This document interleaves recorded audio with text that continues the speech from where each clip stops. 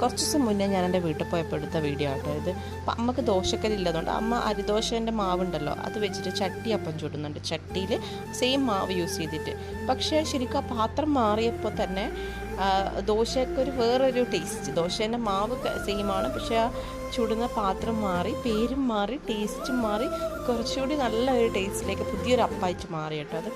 അപ്പോൾ അമ്മയുടെ ദോശയൊക്കെ ആകുമ്പോഴത്തേക്ക് ഞാനൊന്ന് അച്ഛൻ്റെ പച്ചക്കറി തോട്ടത്തിലൊക്കെ ഇറങ്ങി പച്ചമുളക്, കയ്പ്പ, കോവക്ക, അപ്പോഴത്തേക്ക് അമ്മ പറഞ്ഞു ഇതായിട്ടുണ്ട്, നീ ഇത് ഷൂട്ട് ചെയ്തു എന്ന് പറഞ്ഞു. അങ്ങനെ നല്ല അരികൊക്കെ നല്ല മൊരിഞ്ഞിട്ടുള്ള ചട്ടിയപ്പം കടലക്കറി, തേങ്ങ അരച്ച കടലക്കറി കേട്ടോ.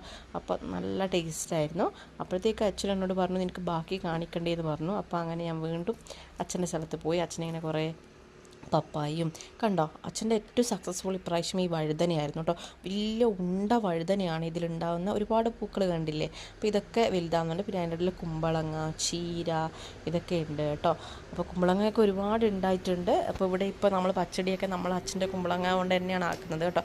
ഇവിടെ കയ്പ്പ കണ്ടോ, കയ്പ്പയും കോവക്കയും അച്ഛൻ ഇങ്ങനെ ഈ പന്തലിലേക്ക് നട്ടുപിടിപ്പിച്ചിട്ടുണ്ട് കേട്ടോ. പിന്നെ ഇത് കോട്ടപ്പയറാണ്.